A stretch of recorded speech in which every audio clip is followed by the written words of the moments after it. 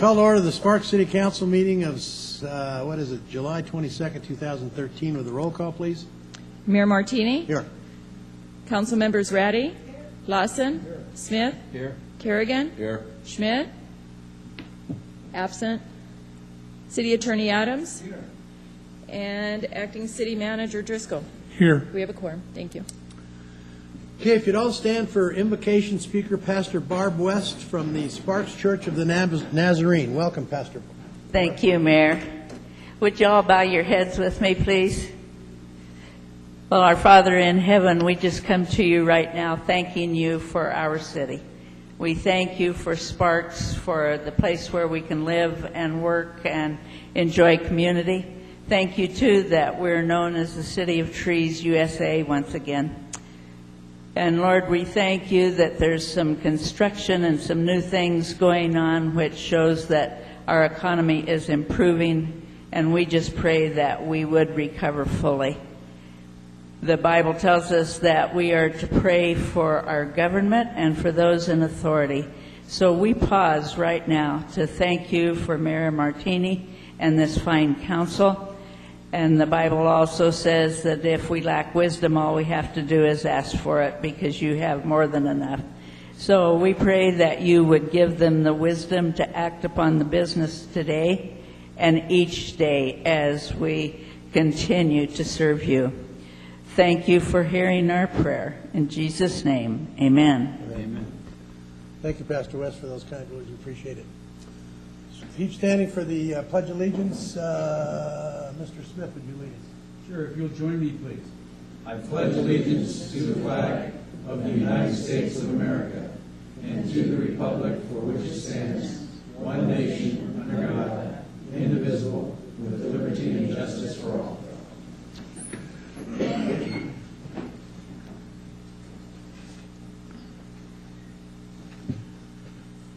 Okay, next is comments from the public. I have no speaking cards. Anyone from the public like to speak under comments from the public? Okay, seeing none, we'll move on. Oops, I'm sorry. Mr. Smith has one to read. Okay, thank you, Mr. Mayor. I had a resident call me, said he couldn't make it today, so I told him to email his comments to me, so I'll read those. They're from Tom Dinsmore. I was wondering if Sparks would like to follow Detroit. Fire station at Gregg and Sparks Boulevard had a good generator, and at the last inspection of the unit was in good running shape, but was replaced with a new unit with no reason other than to help the supplier of that unit, who probably made a sales pitch. The same thing happened at the station on Bering. Now I see that City Hall has a bid out to upgrade the electrical system. However, the new larger generator will undoubtedly go to the same vendor without question as whoever is pushing for a single vendor. The price of the generator is at a cost that the Nevada revised statutes mandates a competitive bid requirement. With this conduct, it makes a person wonder who is getting the most out of the city tax dollars. To this end, I just want to see if the city verify that they are getting the biggest bang for their buck. Thanks for your time, Tom Dinsmore. And I would just ask John if you can come down and maybe address this for us real quick. Did you want to? Sure. Sure.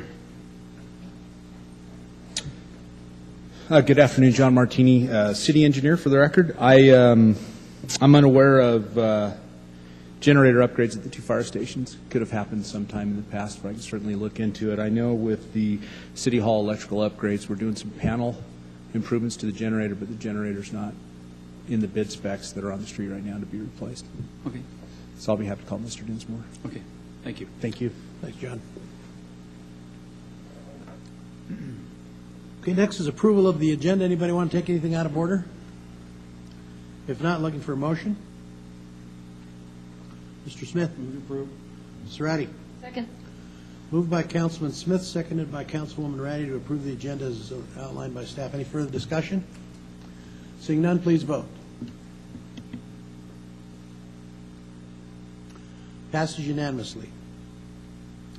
Next is consideration of possible approval of minutes of the regular Sparks City Council meeting of July 8, 2013. Any omissions or corrections or deletions? If not, looking for a motion. Ms. Ratty. Approve. Mr. Smith. Second. Moved by Councilwoman Ratty, seconded by Councilman Smith to approve the minutes as stated by staff. Any further discussion? Seeing none, please vote. Passes unanimously. Next is announcements, presentations, and recognition items. First, we have 4.1 presentation, EDON end of the year update. Mike, you want to come on down?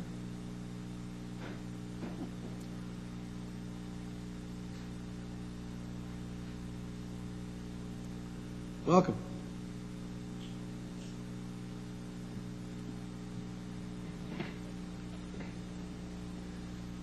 Thank you, Mayor. Mike Kazmersky, CEO EDON.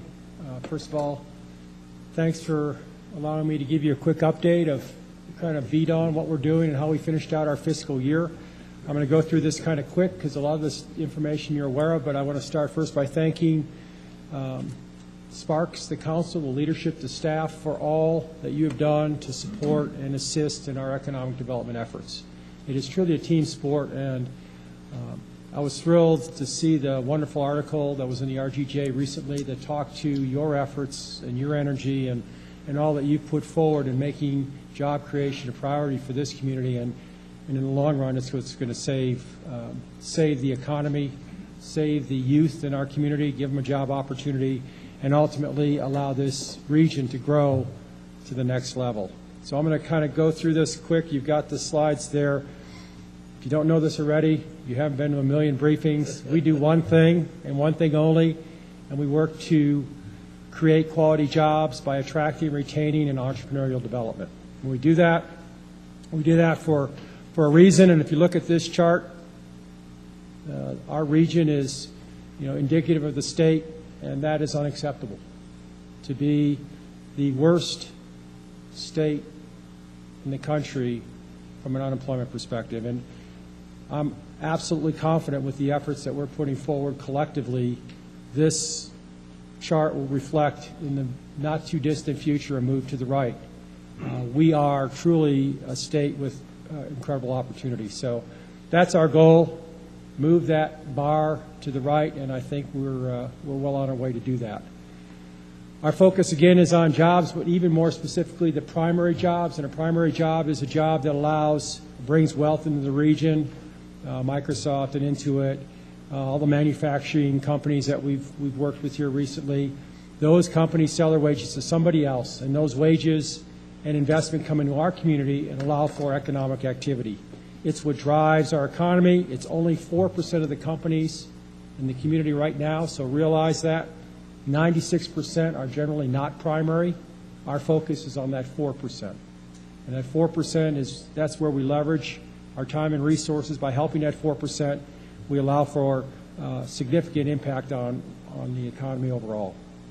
A key there also, sometimes people ask, well, why are you bringing people in from California or wherever? The reality is, when we talk to these companies, it's too expensive to move people.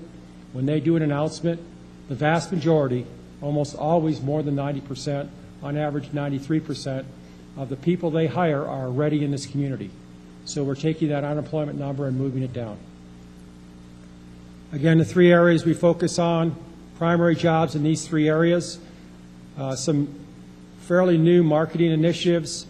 Our website, if you haven't seen it in the last 2 years, dramatic improvement, and we're starting to get a lot more hits and a lot more activity off our website because it is reoriented to be a website focused to answer the question, why would you want to come to Reno Sparks?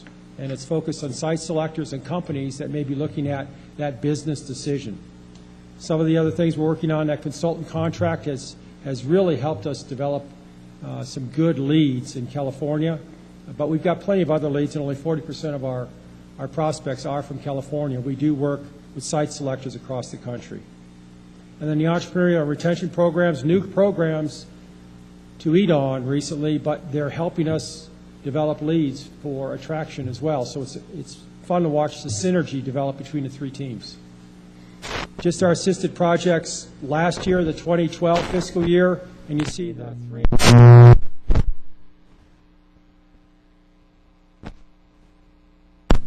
Two there, Neo Medical and Freud, and then The good news is you noticed 2012 was one chart and 2013 is two charts. So we're up to 33 companies assisted, and that's a pretty exciting move in the right direction, and the job numbers reflect that 2,100.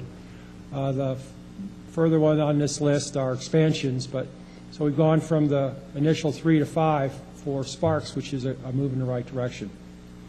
If you look at what that means from a city perspective, 325 jobs over the last 2 years, fairly significant economic impact, local and state tax revenue. I'm actually having UNR run specific numbers for what does this mean for Sparks. So you'll have the exact tax impact of these announcements. And then those expansions, we helped with 32 jobs. So pretty good ROI if you look at the community over the last 2 years. And I'll tell you, we have quite a few prospects, and some of the staff and council know because they've been involved to some degree on activity we're having right now, which is pretty exciting. If you look at our goal, our 5-year average prior to last year, not enough. We'll just leave it at that. We set a goal of getting to 50,000, and our piece of that, 17% of the state economy, was we needed to add about 1,500 last year. We added 1,600. 2,000 last year. We added 2,100. And our goal for next year, 21, and the following year, 22. If we hit those numbers, we'll more than make the numbers as far as assisting the governor and meeting the state goal of 50,000 new jobs in 3 years. So we are on track. The reason we're on track is because our prospect activity is better than it's been in a while. 2 years ago, about one prospect visit a week. And, you know, these prospects sometimes come more than once. But the good news with the prospect visit is if they make a decision, they will decide to come here 80% of the time. So we really, really put focus on getting them to visit, get these companies interested, and get them to visit. Because if they visit, we know at the end of that pipeline, we're going to get some announcements. And you can see we've been successful there, taking this from 4 to 7 to 10 this year so far. Pretty exciting numbers, and we have 4 prospect visits in the next 5 days. So we're keeping this trend moving in the right direction. Retention is just as important. The companies we have here are what drive our economy now, so growing that retention, expansion effort, and certainly you have really stepped on board and been a part of that process, so thank you for that. Keeping the companies here, making them feel the love, and allowing them to grow in a business-friendly environment is key to our job growth. And really many of our jobs going forward are based on these retention of existing companies. So we really put a lot of effort in this. The Think Local initiative, thank you for support of that, and we're finding more and more companies find Think Local, Connect Local, Support Local is something that they want to be a part of. And we're finding that this even helps us in attraction. Companies that are coming here say, do you think we could, get some people here to be a part of what we're doing? And we make the connections, and we find that our community is very receptive to the Think Local initiative. And then an entrepreneurial piece. The jobs of the future are developed and grown through entrepreneurial development. These are the startups. These are the small companies. They don't show up on the radar. We put a whole year of effort into it. We totaled 50 jobs last year. Most communities say, well, what's the big deal, 50 jobs? Let's focus on these big companies. Well, those 50 jobs, if managed and supported properly, can become big companies. So we're putting a lot of effort here on the entrepreneurial side and have made real success. If you look at these programs here, 2, 4, 6, 8, 9, of these 9 programs a year ago, 7 of them did not exist. These are new entrepreneurial programs that are making a difference in raising the level of awareness for entrepreneurial development. And UNR is a close partner, and a lot of these entrepreneurial organizations have been operating in a silo, and we're helping them connect and really making some progress. If you haven't been to Million Cups, it's every Wednesday at 9 o'clock at Swill. I'd recommend you do that. It's an interesting crowd. Let's just leave it at that. Entrepreneurs can be very interesting. And finally, product improvement. And you may have noticed a piece I wrote for the RGJ on Sunday to talk about how do we get people to look at us as a business community. And that's part of what we're trying to do in product improvement. If we can get our prospects and consultants and other people, business people outside the community, to look at Reno as a place for business, it's so much easier for us to attract them here. Being a tourism location and having gaming is all part of our economy, absolutely, but 92% of our businesses here are not in the gaming area. So it's still you know, we are more of a business community than we are a gaming community, and that's what we will try to message going forward. This is just a couple of diversified business marketing campaign advertisements. We will have this on taxi tops. We'll have this in the convention center and business places. And really, the goal is to have visitors learn a little bit about our community from a business perspective. Tourism has all the marketing that they will continue to do, and that's great. But while we have them here from a tourism perspective, let's embed a few seeds. That wouldn't this be a great place to do business as well? Our organization, I mentioned the retention and entrepreneurial teams are new. So we've grown the organization to help do a full complement of economic development, and it really has helped us on the attraction side as well. The funding piece, on the state side, you notice there half of our 07 level. So our funding at the state level continues to decline. Thank you for your support as a local government entity. The city and county support is 13% of our budget. We've grown that private investment piece from 37% to now 51% of our budget. To be a public-private organization, we need to have as much private as we have public, and that wasn't the case before. So we have brought on board quite a few major investors to help us work our program of work. ROI, you've heard me say this before, I think, but I would love to have an ROK a 401k that worked like this.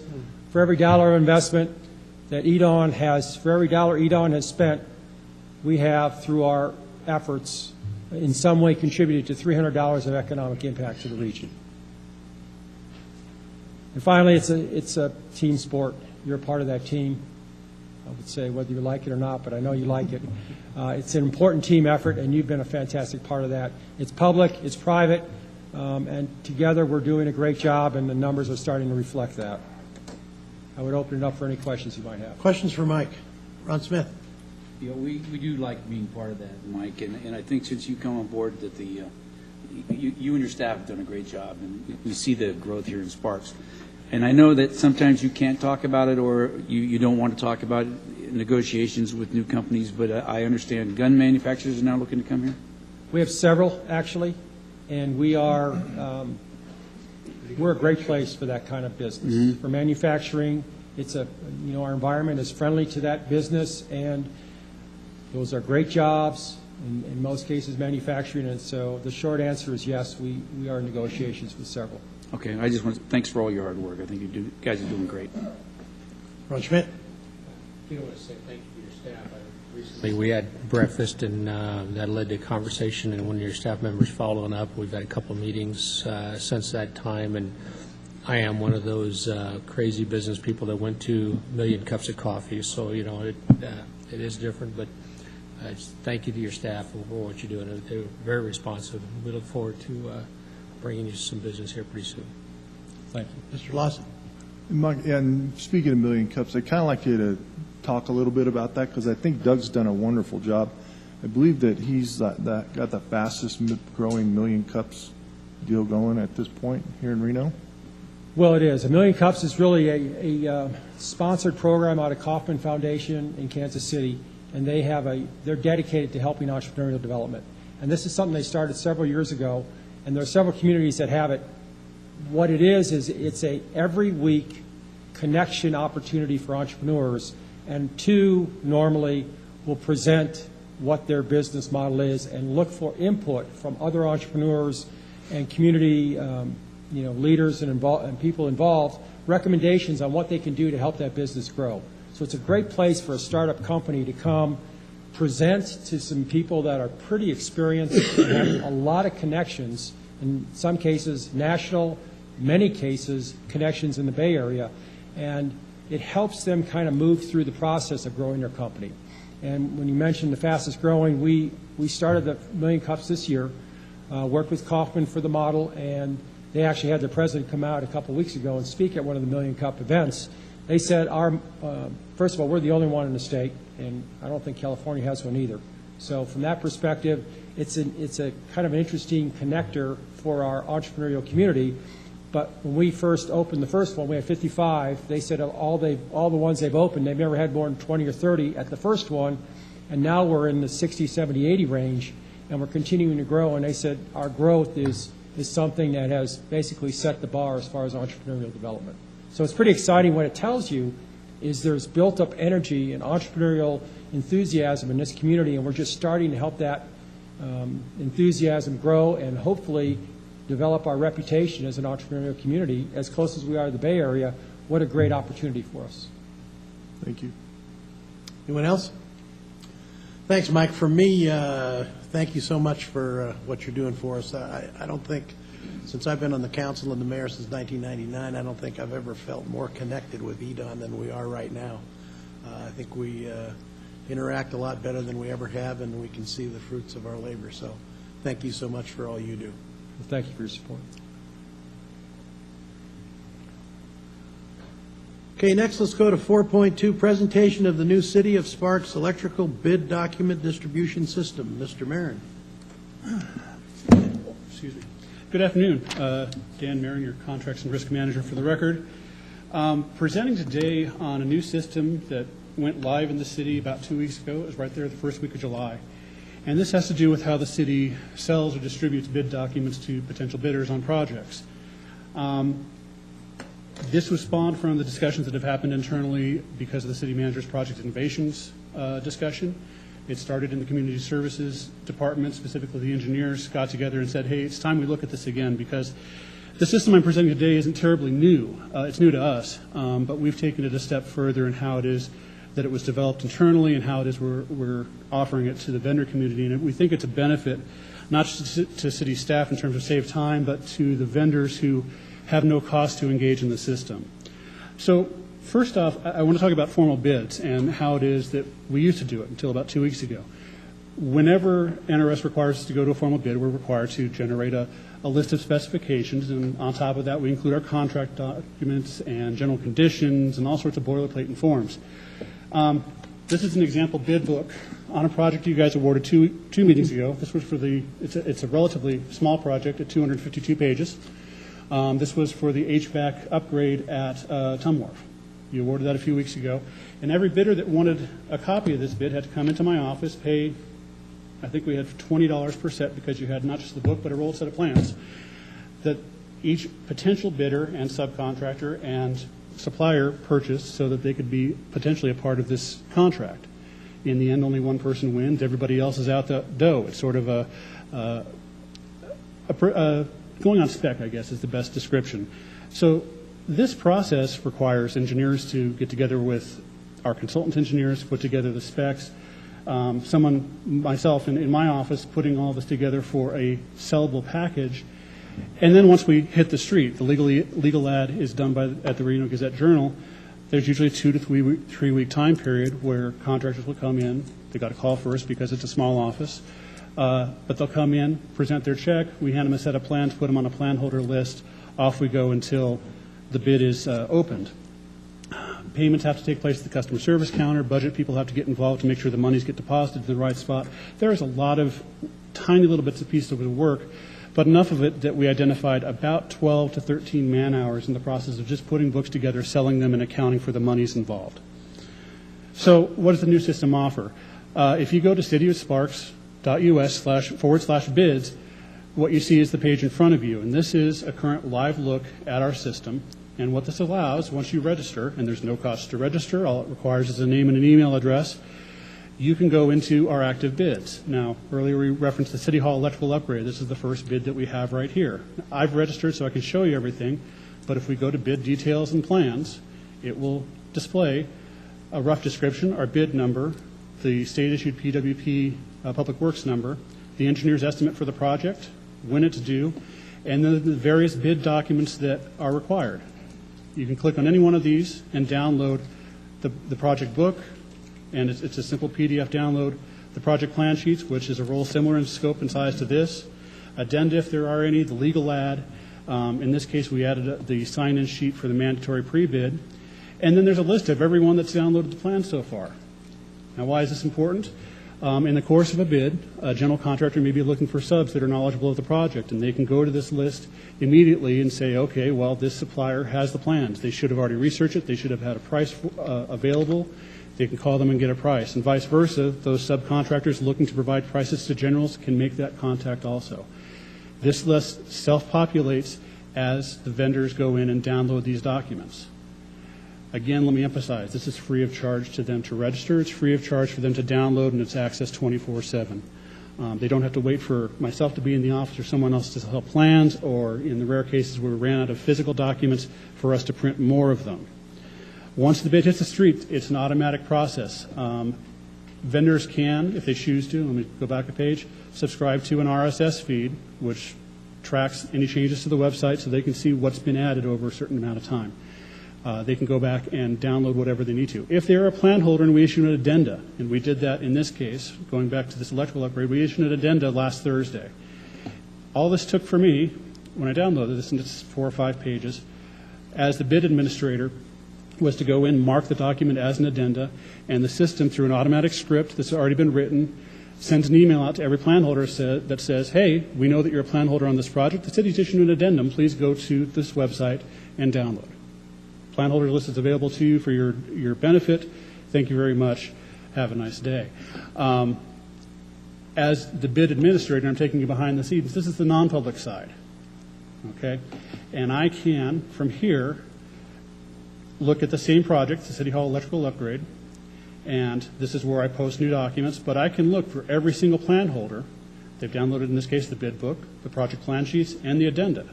I can get further into it and go, okay, well, this person hasn't downloaded the addenda. Why is that? And we can start doing analysis that way.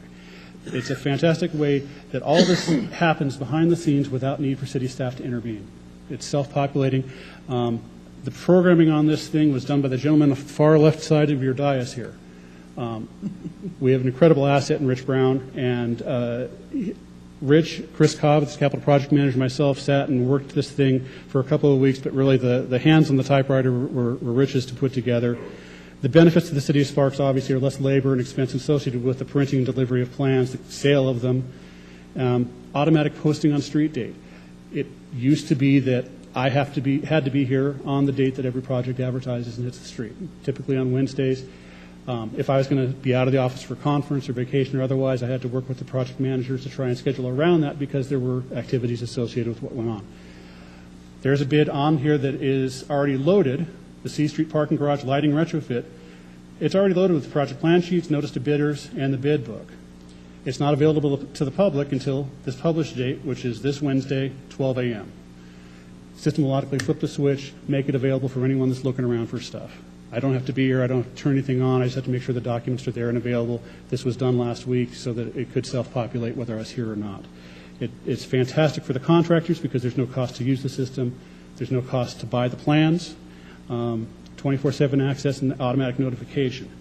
The last benefit I want to point out of the system is back on the splash page, we have an archive. These are the 2 active bids right now, but we have archive bids, and we've started to populate this with bids that existed before this system did, but this will now be self-populating also. As soon as the date finishes for any particular project, it will drop down to an archive bid, and anyone, whether they've registered or not, can go in and look at all the detailed documents. And this includes the bid recaps, the detailed bid recaps, so you can see what someone bid per square foot for a piece of asphalt, if you want to, for perpetuity.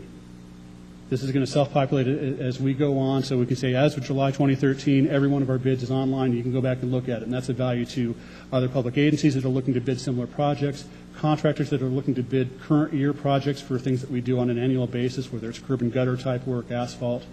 Any number of people will find benefit to look towards these documents. Again, recognizing the team, Rich Brown, Chris Cobb, Capital Projects Manager, couldn't be done without them. But did I mention it was free? There are examples, and like I said, we weren't reinventing the wheel here. There are software companies out there marketing software that does exactly this. We've been approached by them, and we looked at them and said, well, it's nice, but how much is it? And they offer a product that I can tell you that there are local agencies in this valley and in this state that use these for-profit products where contractors are still required to buy bid set plans, and the first $10 of every set sold goes to the software engineer that wrote it. Everything else, if the city wants to charge more to recoup some of their costs, they can, but there are software vendors out there selling this for $10 per hit per bid. and we just didn't feel that was right to our contractors. We're not in this to make money, we're in this to get good bids. So we're really proud of this. It's been working without any flaws at all since it went live, as I said, 2 weeks ago Wednesday. We've gotten good reviews so far from the contractors that are using it, and we're doing our best to get the news out there that it's available. So with that, I'm happy to take questions. Questions for Dan? Mr. Lawson?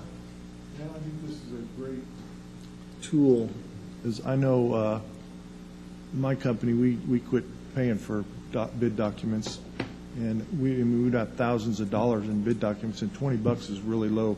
Most of them are in the $150 to $350 range, just to have the opportunity to bid. So that money has to go somewhere, and we got to roll that back into the job. You got to roll all that time into the job.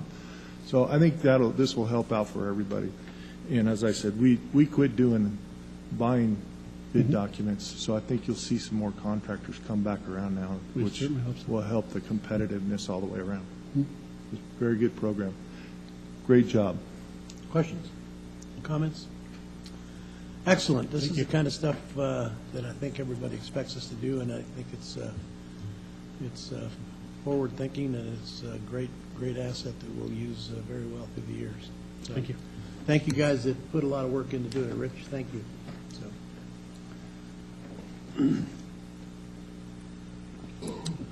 Okay, 4.3, presentation on the newly formed Truckee Meadows Parks Foundation.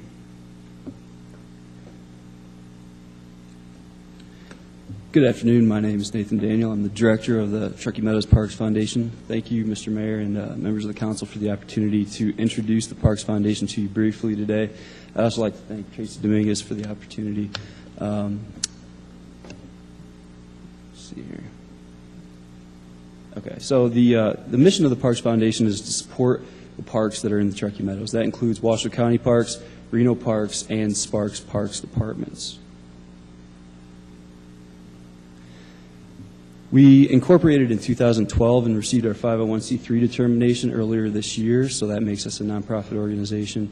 And we began operating in April. So essentially, we're beginning our second quarter of operations right now.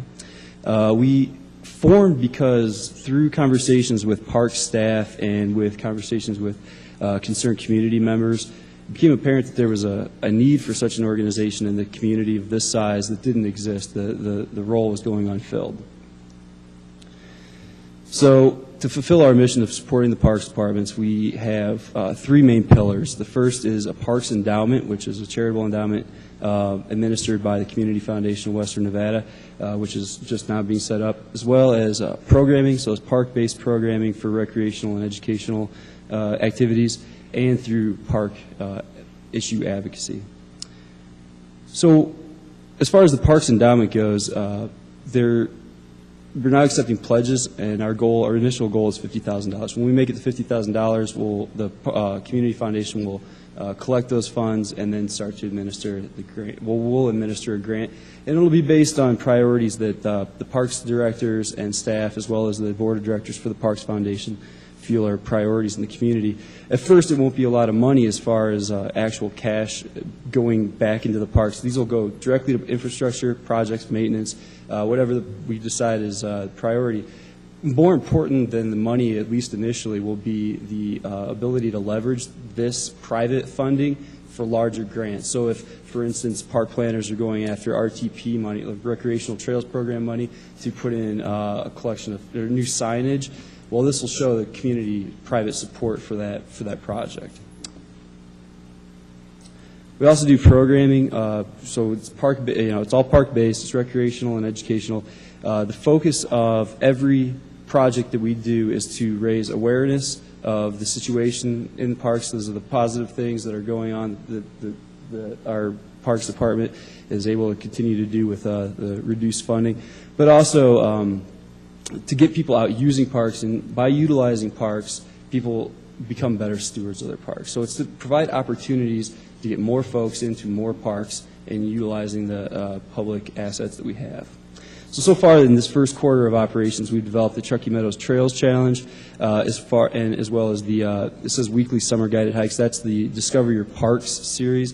of free hikes. And we've also worked with the Northern Nevada Children's Cancer Foundation to provide them an opportunity to get their kids and the families out and have a day where they can get out and enjoy themselves and learn a little bit about the natural history and cultural history of some of our parks.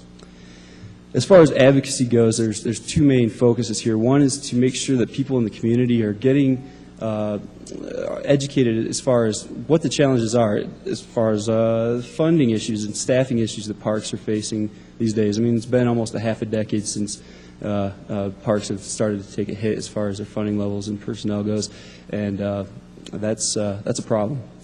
But also, it's to take these disparate park user groups like bikers, dog walkers, cat walker groups, I don't know, bring them all together and try to identify the problems that they see as a priority and kind of distill out those problems and then bring it to decision makers, bring it to you, bring it to the county commissioners, Reno, but not just the problems. We want to bring solutions as well. But that's the hard part, right? It's easy to come and tell you what's wrong with the parks.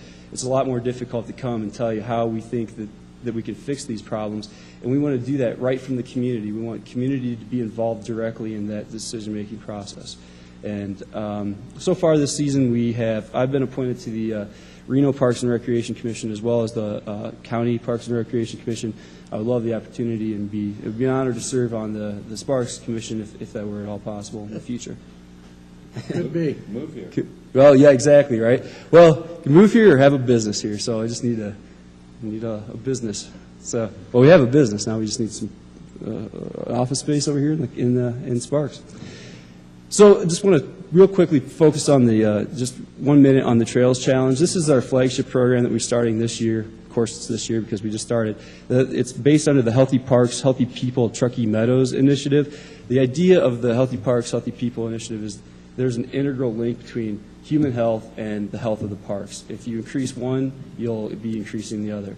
So the idea is this Parks Challenge is to get people out experiencing nature, being outside, and getting a chance to get into new parks, new to them, parks they've never hiked before. So it's tiered, it's self-guided and self-paced. So it's appropriate for all levels of interest and ability. So if you're an avid hiker, there's a level of trail challenge for you. If you're someone with a disability, there's also a level of challenge for you. So it gets everybody out so you can get the physical benefits of hiking, but also the psychological or the mental health benefits of being out in nature, which there's a scientific, there's a body of knowledge that's growing every year for the last 10 years or so that shows in the literature that there's definitely a mental health benefit for being out in parks. And I know I feel that. I think probably a lot of you also feel, you get outside, you walk a few minutes in a trail, and, you just feel better about things. And it lasts for days. It's a real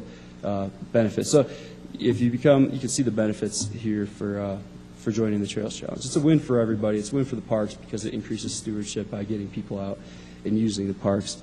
And the other program is Discover Your Parks, which is the successor program for the Washoe County's Discover Your Parklands, which is not running this year. So we picked that up and are working in cooperation with Washoe County, but as well as Sparks and Reno. We're doing Thursday evening hikes that are guided. They're open to the public. Hike is probably it's more like a walk. They're 1 mile on average, 1 hour. So we're really focusing on the natural history and cultural history of parks throughout the region. So we're going to all the parks, whereas it used to be Washoe County, now we're incorporating Sparks Parks as well as Reno Parks. The next week, we did one last week at Swan Lake Natural Study Area, which was great. And this next one is going to be at Davis Creek Recreational Park, and we'll be looking at the transition zone between high desert and mixed conifer forest and looking at what that is. And so it's free. It's a great opportunity for families, anybody that wants to get out and experience a park. Membership is easy. The easiest way to become a member is through the Trails Challenge, which you get 1 year's membership if you sign up now for the Trails Challenge. Members who give a little bit more are invited to a get-together, but we also will be doing quarterly get-togethers and putting out email, news blasts for folks to let them know what's going on in parks. And volunteering is, you don't have to be a member to volunteer. Anybody can do it. Right now, we're rolling out a couple of volunteer-based projects that are called the Parks Rephotographing Project and Park Histories Project. These are things that can now last in perpetuity on the internet and kind of be an asset for people if they're interested in seeing change over time in the parks, learning a little bit more about parks. And any other activities that anybody in the public wants to do, they've been thinking about for some time. If they come to us, maybe we can work together with our park partners to provide new opportunities.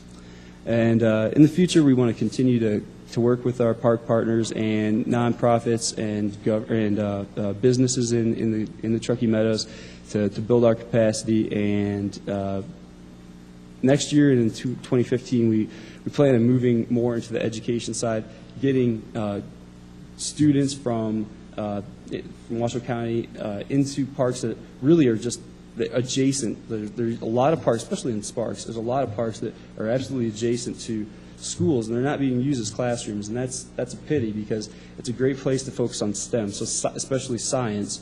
Get kids in the parks doing real science that can be long-term. That's one of our goals. And that is all. If you want more information about the Parks Foundation, please visit our website at www.tmparksfoundation.org.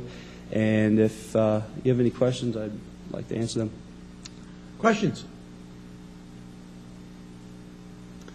Well, thanks. Thanks for coming and briefing us on this. I think it's a great idea, and I think it'll be successful because you are very passionate, I think, about parks in our area. Yeah. Not just Sparks, but the whole area. So That's true. we appreciate you taking the banner and running with it. It's great. Well, thank you, and I appreciate the opportunity again to present. Thank you, sir.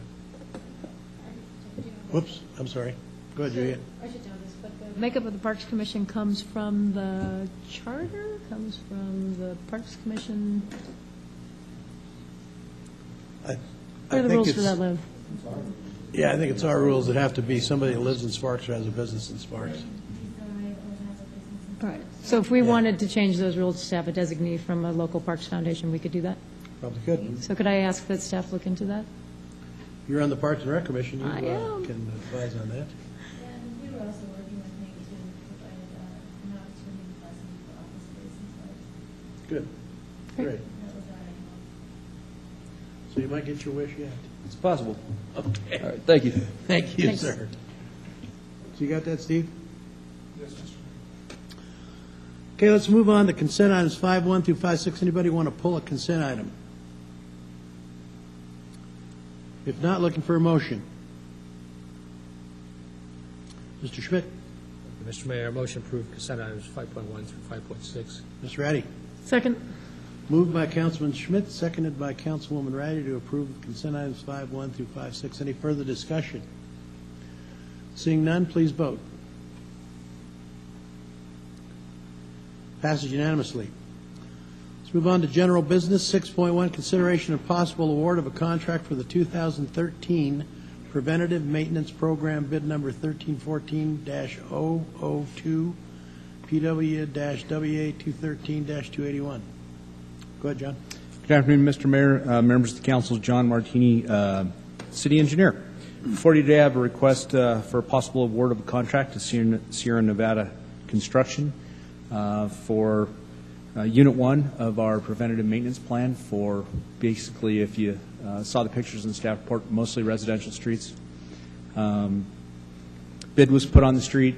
2 qualified bids were received. Sierra Nevada Construction is the low bid at $391 and $4. Our engineer's estimate was a little over $400,000, so we're very pleased with this bid.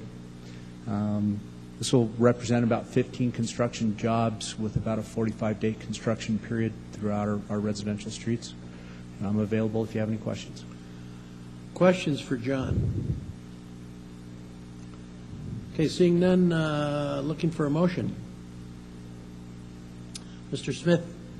Move to approve 6.1 as outlined by staff. Mr. Lawson? Second. Moved by Councilman Smith, seconded by Councilman Lawson to approve 6.1 as outlined by staff. Any further discussion? Seeing none, please vote. Passes unanimously. Thank you. 6.2, consideration, discussion, and possible approval of a bargaining agreement between City of Sparks and the Sparks Police Protective Association Lieutenants Unit. Mr. Driscoll, can you give us a brief here? Anybody want to have a closed-door session they're thinking about? Maybe, anybody okay? Everybody okay asking questions from the dais? Okay. So go ahead and give us the rundown, then we'll ask questions if we have any from here, Steve. Thank you, Mr. Mayor, members of the council. Steve Driscoll, your acting city manager, chief negotiator for the record. This is the 12th of 12 labor agreements that the city has. We dealt with the other 11 in our last meeting. This final agreement is between the Sparks Police Protective Association Lieutenants Unit and the city. This is something that we were trying to get accomplished before your last meeting, but we had a few technical things that we needed to work out, and it actually brought us to the conclusion that we have today with an agreement that's been ratified by the bargaining unit. I will go over the financial consequences first and then backfill with a couple of the additional administrative pieces. The main things that are involved here, this contract is very similar to what you saw 2 weeks ago, and that it's predominantly returning concessions that were given by this organization prior. The number one thing that we're doing in pay rates is we're returning a 2.5 pay cut, and additionally, during fact-finding analysis, it was determined that this particular group was quite a ways away from the market in this valley, and so to attempt to bring it a little closer together, at least for this first year in this contract, there was an additional 5% market adjustment that was done. Testimony at the time of the fact-finding was anywhere from 14% to 23%. The two groups have agreed that once this was ratified, we wanted to get it done shortly. We would sit down to do comparisons, determine if in fact there is a greater market differential, and if so, we would come back and seek policy on that. But the total that's involved with those two things for the 6 members of this group is $61,669 for this current fiscal year.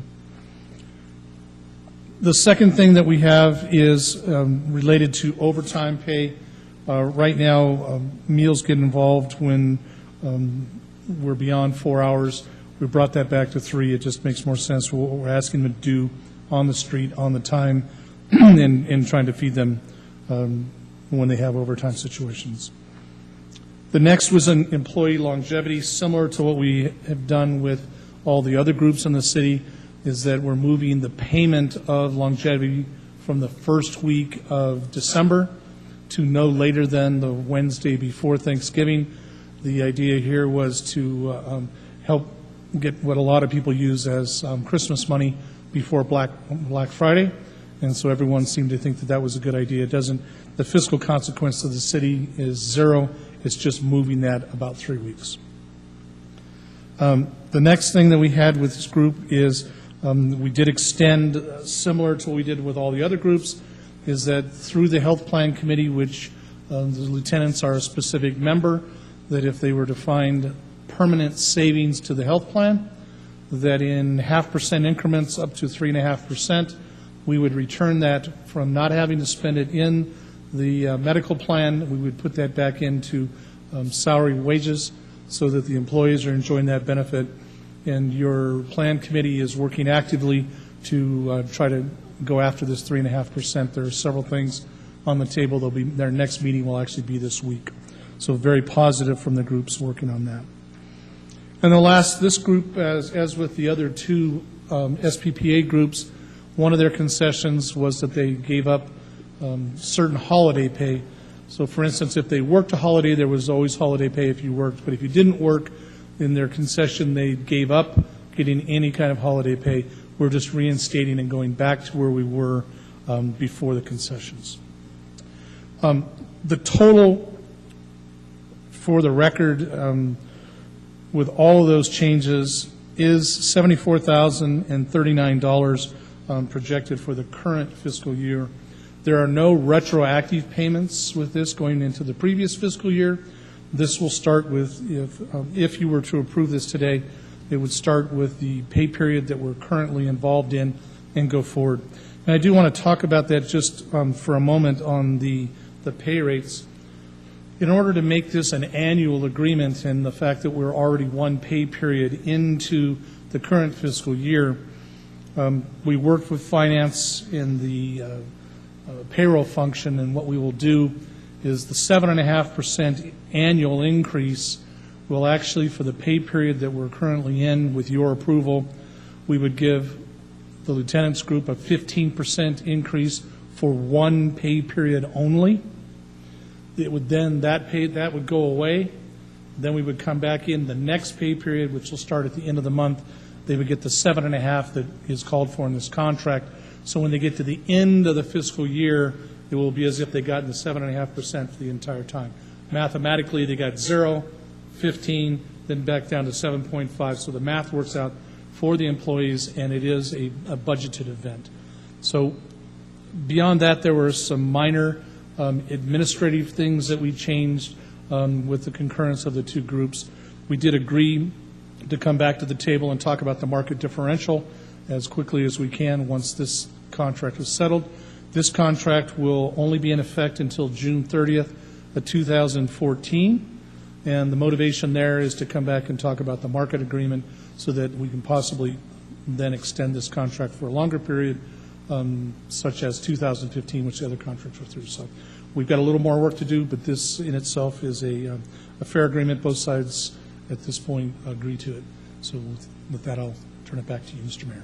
Questions? Mr. Schmidt? Driscoll, just as well as the other 11 agreements, we don't have the money at this time in the budget for this agreement, correct? Per council policy, as we were trying to wrap up negotiations, this was not something that was contemplated in the budget that you approved prior, but it was something that, with your direction to the manager, there are several avenues that we'll work at. The number one is that worst case would be to bring the ending fund balance down from the 6.6 that you budgeted to something in the neighborhood of 5%. And so at this point, per your direction and per the council's previous policy decision and negotiations, is the manager will be directed to do whatever he can to find other monies to pay for these, and so that we can continue to work towards a sustainable budget. If I recall where we left this last week after the other 11 agreements, we had to find, once we reduced our ending fund balance down to 5%, there was still another $900,000 that we had to find someplace. And so this just raises that number now to 974. Is that correct? No, sir. My understanding is that the 900 contemplated this as part of it as well. So we're still at I may be incorrect, but I was under the impression it contemplated. So we're still in the $900,000 range that we will be working as staff per your direction to the manager to try to shore that up and figure out what contingencies or management things will have to happen between now and June 30th of 2014, because we will balance our budget. Questions? Okay, looking for a motion. Mr. Kerrigan. Thank you, Mayor. I move to approve the collective bargaining agreement between the City of Sparks and the Sparks Police Protective Association, the Lieutenants Unit, for the contract period of July 1, 2012 through June 30, 2014. Mr. Smith. Second. We have a motion by Mr. Kerrigan, seconded by Mr. Smith, to approve the contract as outlined by staff. Any further discussions? Seeing none, please vote. Passes 4-1. Mr. Schmidt is a no. Okay, comments from the public. Anyone in the public like to speak this time? Comments from the City Council and City Manager. Mr. Driscoll. Oh, Mr. Smith. Thank you, Mr. Mayor. This morning we had a webinar at the RTC concerning Interstate 11, I-11, a future project that we're trying to get to run through the Reno area.